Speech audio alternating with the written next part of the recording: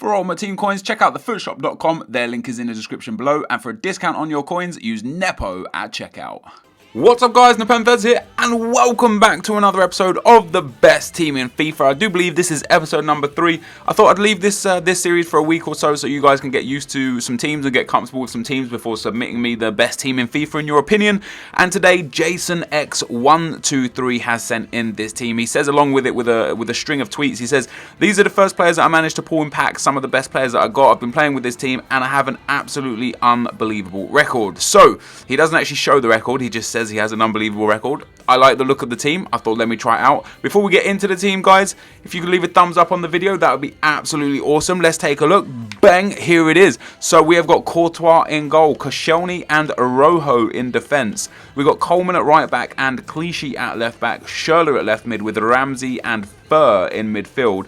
Navas at right mid, Lukaku and Vargas up front. Now, what I like most about the looks of this team, Koscielny with his medium-high work rates, Rojo with his medium work rates look pretty decent. Rojo's defending is not the best at 79, but it's not too bad. Courtois obviously is going to be an incredible goalkeeper, the highest rated one in the BPL. He's got Coleman at right back and Clichy at left back. Now, pace is important in defence because pace is important in the game.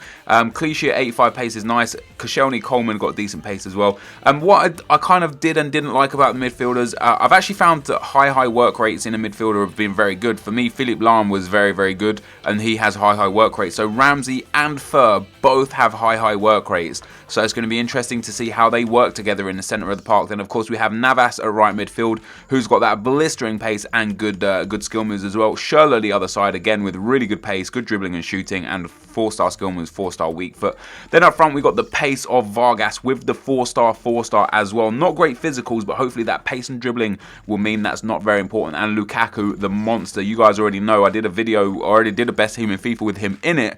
And in that time, he scored 15 goals in 8 games for me. So this is a team, guys. Thank you for sending the team in. If you guys want to send teams in, send them on foothead.com. Build your team. Get me the link. Send it to me on twitter.com/NepentheZ. And if I like the look of it, I will review it. But for now, let's get into the gameplay. Okay guys, as we go into the gameplay, as per usual, I do show you guys the teams that I come up against and the goals that I score. Now, before we get into this team, once again, if we could just get a thumbs up on this video, that would be absolutely awesome. So you can see by the screen up the top there, I've given this a 5-star rating because it was a really good team, like really enjoyable. The team was really fluid. The only complaint I have about the whole team, actually 2 complaints about the whole team, which is really little for a full team, you know, only having 2 complaints. Number 1, the centre midfielders were a little bit laboured, and what I mean by that is I know like this game is heavily revolved around pace. There was a few times where they got burnt for pace and struggled to get back into a good position to defend, and it cost me a couple of goals. But in general, they were fantastic. And number 2, the team did feel, again, actually, the whole team did feel quite, just quite, I guess laboured is the word for the whole team, I guess, because like there's no real rapid pace other than the 2 wingers and Vargas the striker.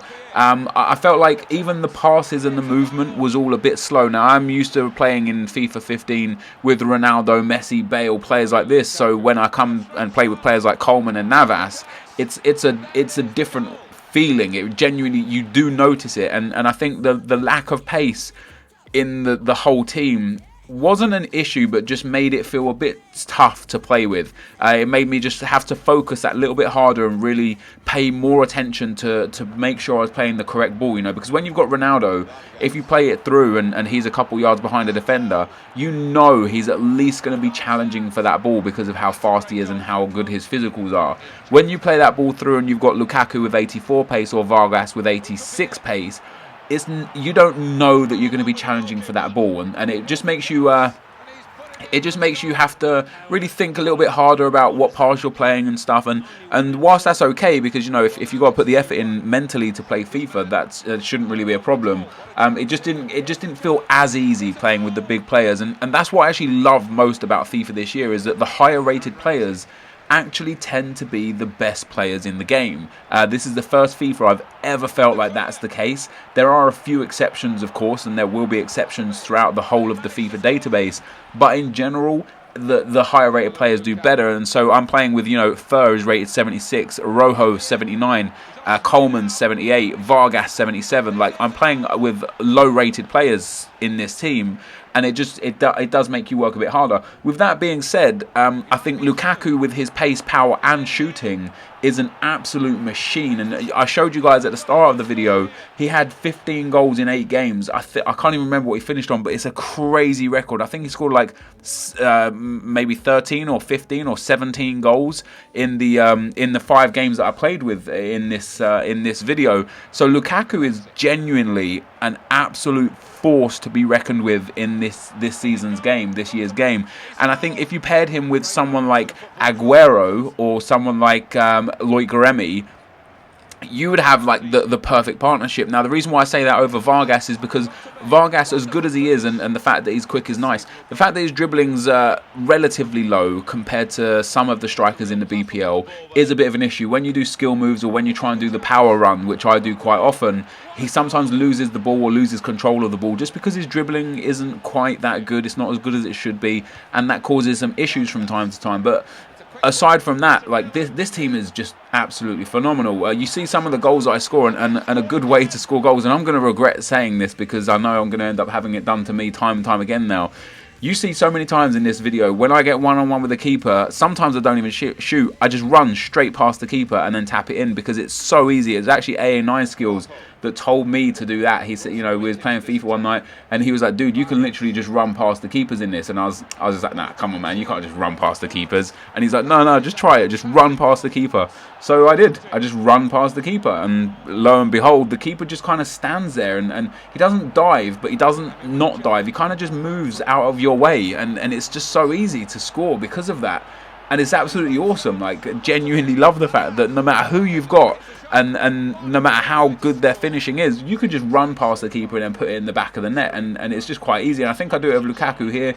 Maybe not actually cut inside that time. The keeper made a few big saves, and once again, that's the difference for me between like a Lukaku and a Ronaldo or a Bale. That finesse shot that I tried there with Lukaku, that would have gone in if that was Ronaldo or Bale, but because it's Lukaku, his shooting's not the best. We have a few issues, you know. That being said, he was the best player on the team. I don't really know how good this defense is, because quite honestly, I don't really get tested defensively too much. I mean, I did concede some goals. I think I conceded like 4 or 5 goals in the 5 games. I scored something like 25 goals in the 5 games. And in general, like, a lot of people are having issues this year with defending. I'm just not. I don't know why. I'm just not. I just don't know what it is about defending that seems to feel natural for me. But having Koscielny and Rojo, who aren't the best defensively, like their defensive and defensive and physical stats aren't incredible, but I just didn't really get tested. And I actually think a lot of that is due to the fact that the midfielders have high work rates.